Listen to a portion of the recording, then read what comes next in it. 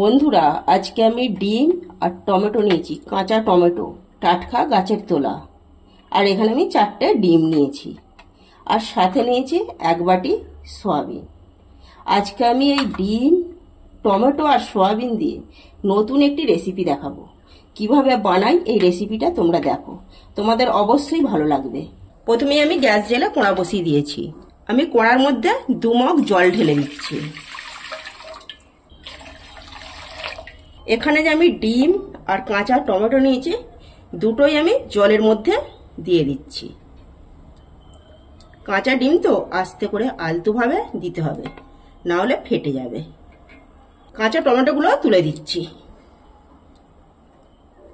এতে আমি 1 চামচ নুন দিয়ে দিচ্ছি। এটা ভালোভাবে সেদ্ধ হওয়ার জন্য আমি একটা চাপা দিয়ে দিচ্ছি।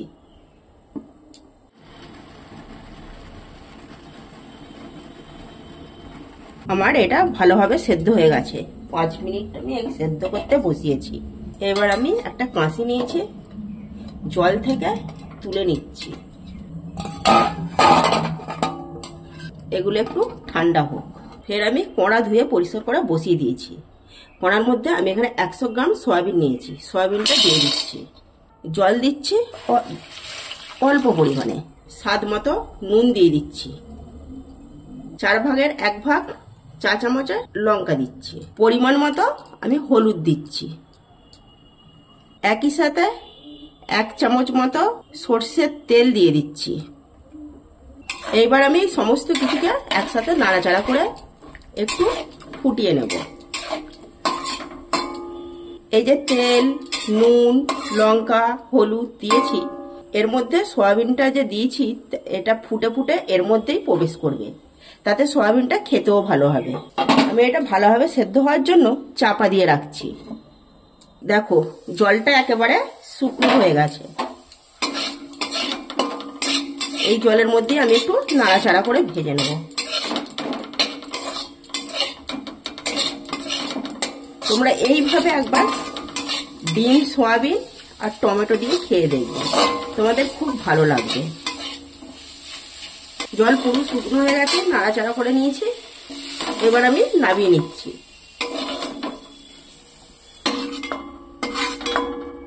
দেখো, সয়াবিনগুলো ভাজা ভাজা হয়ে গেছে, খুব সুন্দর। কড়া ধুয়ে আমি পরিষ্কার করে নিয়েছি। কড়ার মধ্যে বেশ খানিকটা তেল দিয়ে দিচ্ছি। এই তেলের মধ্যে ডুমো ডুমো করে আলু কেটে রাখা আলুগুলো তুলে দিচ্ছি। আমি স্বাদ মতো নুন দিয়ে দিচ্ছি আলুতে। নুনটা দিলে কি হয়, আলুগুলো খেতে স্বাদ লাগে। আর আমি পরিমাণ মতো একটু হলুদ ছড়িয়ে দিচ্ছি, এটা আলুগুলো দেখতে খুব ভালো লাগে, কালারটা খুব দারুণ আছে। এবার একটু নাড়াচাড়া করে ভেজে নেব। দেখো, ডিমগুলো আমি ছাড়িয়ে নিয়েছি, আর এখানে একটা মিক্সার জার নিয়েছি। এবার এই জারের মধ্যে টমেটোগুলো যে নিয়েছি, টমেটোর এই বোটাগুলো তুলে দিচ্ছি। আর যে এই খোলাটা আছে দেখতে পাচ্ছ, এই খোলাটাও আমি পাতলা খোলাটা তুলে নিচ্ছি। দেখো, এইভাবে পাতলা খোলাটা তুলে দিয়েছি। আমি সব মিক্সার জারে দিয়ে নিচ্ছি। এটাকে আমি একটু পেস্ট করে নেব। আলুগুলো এদিকে আমার ভাজা হয়ে গেছে। আলুগুলো আমি এই সয়াবিনের মধ্যেই তুলে দিচ্ছি একটা একটা করে।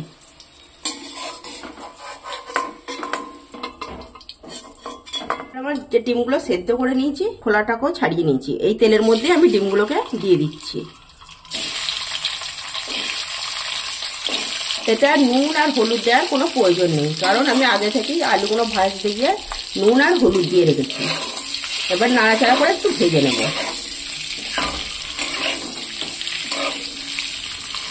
দেখো, কত দারুণ কালারটা এসেছে। আমার ডিমগুলো ভাজা হয়ে গেছে। এবার আমি একটা কাঁচির মধ্যে আমি ডিমগুলোকে তুলে নিচ্ছি।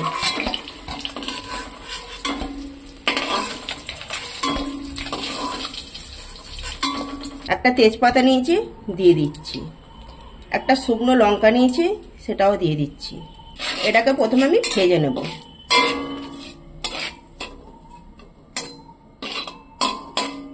একই সাথে ছোট কুচানো পেঁয়াজ নিয়েছি, পেঁয়াজগুলো আমি তুলে দিচ্ছি। এবার পেঁয়াজগুলো তেলের সাথে নাড়াচাড়া করে ভেজে নেব।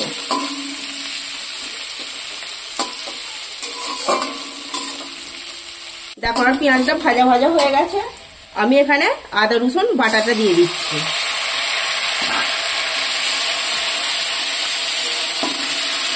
এবার ভালো করে আদা রসুনটাকে একটু ভাজা ভাজা করে কষিয়ে নেব।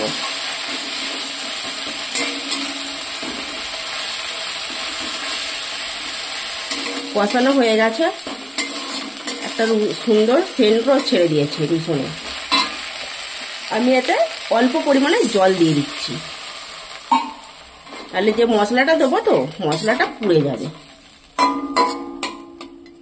আমি এখানে স্বাদ মতো লঙ্কা দিচ্ছি, গুঁড়ো লঙ্কা ব্যবহার করছি।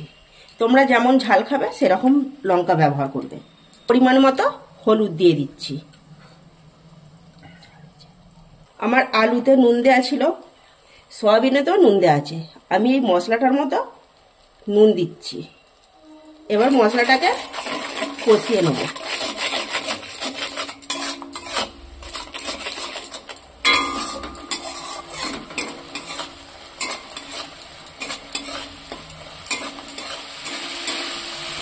দেখো কষানো হয়েই গেছে।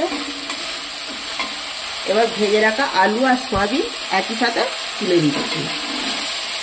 এবার আমি আলু আর সয়াবিনগুলোর সাথে ভালো করে কষিয়ে নেব।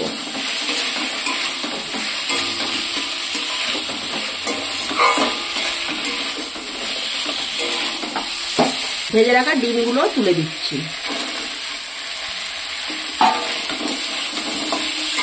এবার সমস্ত কিছুই একই সাথে কষে নেব।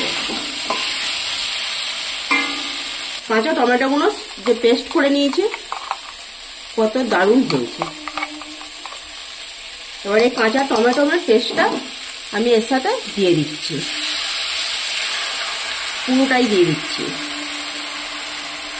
তোমরা এইভাবে একবার কাঁচা টমেটো, ডিম আর সয়াবিনের এই রেসিপি একবার বাড়িতে বানিয়ে অবশ্যই খেয়ে দেখবে।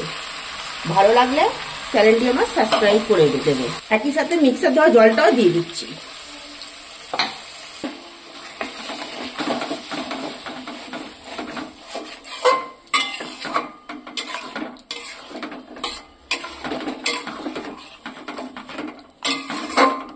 মশলার গ্রেভিটা আমার ফুটে উঠেছে।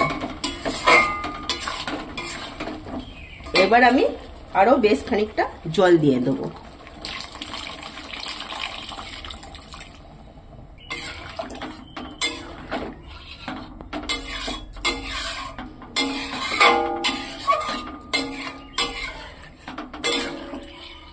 এটা সেদ্ধ হওয়ার জন্য আমি একটা কাঁচি নিয়েছি, চাপা দিয়ে দিচ্ছি। 5 মিনিট এটা সেদ্ধ করে নেব। দেখি এবার